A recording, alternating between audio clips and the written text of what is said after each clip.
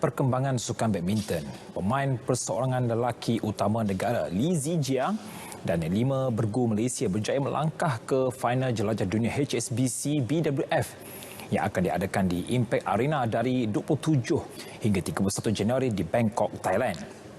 5 bergu negara itu adalah 2 bergu lelaki Aaron Chia So Wo Ying dan Ong Yi Sin Teo Yi, 2 gandingan wanita Chow Mei Kwan Lee Meng Yen dan Vivian Hu serta Yap Cheng Wen, dan bergu campuran negara Goh Son Huat dan Siobhan Lai. Semua mereka layak ke kejohanan akhir musim itu selepas tersenarai dalam 8 pemain dan bergu terbaik bagi setiap kategori dalam HSBC BWF Road to Bangkok Rankings. Menurut Persekutuan Badminton Dunia BWF, maksimum 2 pemain atau bergu bagi setiap ahli persatuan layak untuk menyertai final jelajah dunia HSBC BWF.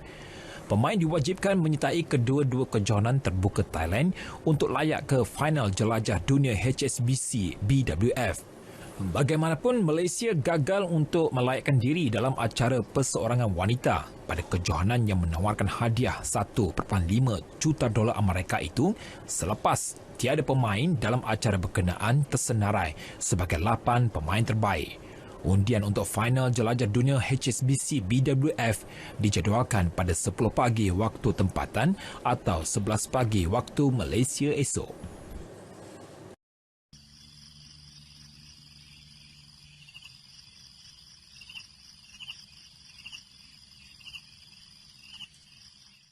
Kita balik ke perkembangan sukan terjun. Bekas juara dunia Cheong Jin Hyong merupakan antara penerjun Malaysia yang akan mengambil bahagian dalam kejohanan Piala Dunia Terjun FINA 2021 yang akan berlangsung dari 18 hingga 23 April di Pusat Akuatik Tokyo, Jepun. Setiausaha Agung Persekutuan Renang Malaysia MAS, Chia Chen berkata, selain pemenang pingat perak Olimpik Rio 2016 itu, Malaysia juga akan menghantar skuad yang terkuat pada kejohanan itu yang menjadi kejohanan kelayakan terakhir sebelum ke Olimpik Tokyo 2020 pada bulan Julai nanti.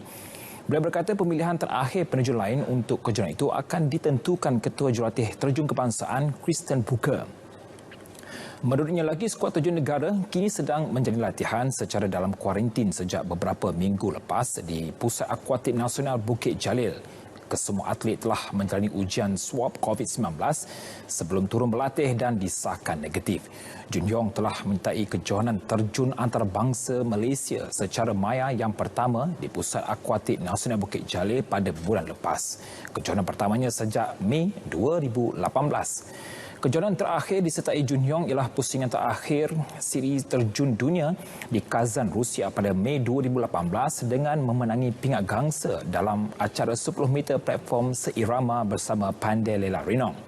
Dia juga menjalani rehabilitasi sejak menarik diri daripada Sukan Asia di Indonesia pada Ogos 2018 selepas menjalani pembedahan kecederaan lutut. Sementara itu, Mei Chin mendedahkan yang Malaysia tidak bercadang untuk menghantar penerjun negara untuk meneruskan latihan mereka di China sebelum penyertaan di Sukan Olimpik Tokyo 2020 disebabkan peningkatan kes COVID-19.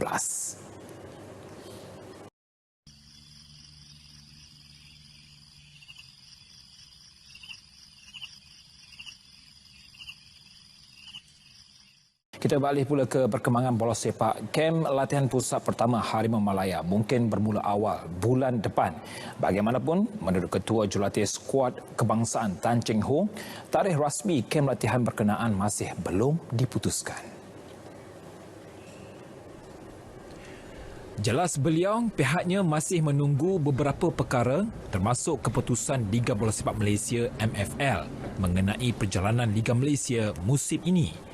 Mengikut perancangan awal, Cheng Ho akan memulakan latihan pusat pada pertengahan bulan ini, namun ia terpaksa dibatalkan susulan pelaksanaan PKP. Bagaimanapun, kerajaan telah memberi kebenaran untuk skuad bola sepak kebangsaan mengadakan latihan pusat secara kuarantin sebagai persiapan untuk aksi kelayakan Piala Dunia 2022, Piala Asia 2023 pada Mac depan. Dalam perkembangan sama, Cheng Ho mengakui beliau memerlukan sekurang-kurangnya 7 hingga 10 hari untuk mengadakan kem latihan pusat terbabit. Walaupun ia sebenarnya tidak mencukupi, namun beliau memahami kelab juga memerlukan pemain berkenaan untuk melakukan persiapan pramusim.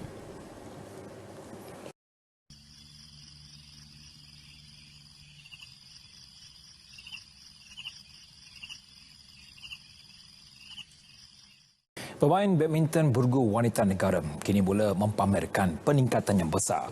Ia diakui Ketua Jurulatih Burgu Wanita Negara Chan Chong-ming terhadap gandingan Lee Men-yin, Chow Mei-kwan, Vivian Hu dan Yap Chen-wen serta Pioli Tan dan M. Tina. Menurutnya ia dapat dilihat melalui keputusan positif yang dicapai dalam 2 kejohanan badminton di Thailand. Bagaimanapun beliau tidak mahu anak buahnya berasa selesa terlalu awal kerana masih banyak aspek yang perlu diperbaiki. Paling mencuri tumpuan adalah pasangan muda negara iaitu Pioli Tan M. Tina yang menunjukkan peningkatan prestasi yang ketara. Apabila mara sehingga ke suku akhir terbuka Thailand Yonex dan Toyota termasuk ketika menyingkirkan pilihan ke-6 dari Korea Selatan Chang Yi-na dan juga Kim Hee-rin.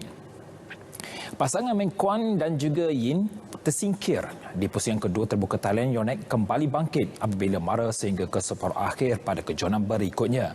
Vivian Chen-wen yang turut tersingkir di pusingan kedua terbuka Thailand berjaya mara ke suku akhir di terbuka Thailand Toyota.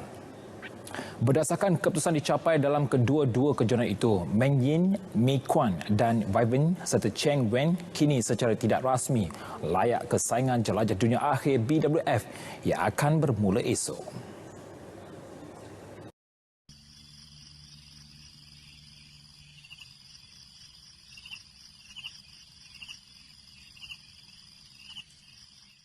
Di sebalik ketidaktentuan dan ancaman pandemik COVID-19, Presiden Persatuan Jurulatih Bola Sepak Malaysia PJBM, B. Satyanathan berharap saingan Liga Malaysia 2021 tidak berdepan nasib sama seperti musim lepas. Beliau berpendapat dengan pelaksanaan SOP ketat dan lebih komprehensif, saingan Liga M mampu berlangsung dalam keadaan terkawal. Tambah Satyanathan, jika saingan dibatalkan, ia akan memberi kesan bukan sahaja kepada barisan pemain dan pegawai pasukan, malah turut akan menjejaskan pihak lain yang terbabit. Ia sekaligus berkemungkinan besar membunuh keseluruhan industri bola sepak tempatan. Menurutnya, yang juga bekas pengendali skuad kebangsaan, Liga Bola Sepak Malaysia MFL atau kerajaan boleh pakai pendekatan kebanyakan negara di Eropah yang membenarkan saingan Liga berjalan dengan pematuhan SOP ketat. Impak COVID-19 menyaksikan saingan Liga Super dan Liga Premier 2020 yang sepatutnya bermula pada Mac terpaksa ditangguh hingga penghujung Ogos, manakala beberapa pertandingan utama Liga M antaranya Piala FA dan Piala Malaysia dibatalkan. Namun MFL pada Jumaat lepas mengesahkan saingan 2021 tidak akan dibatalkan dan pihaknya kini sedang membincangkan serta mengkaji mekanisme pelaksanaannya. MFL turut dijangka mengeluarkan kenyataan media berhubung kalender Liga Tempatan musim 2021 minggu ini.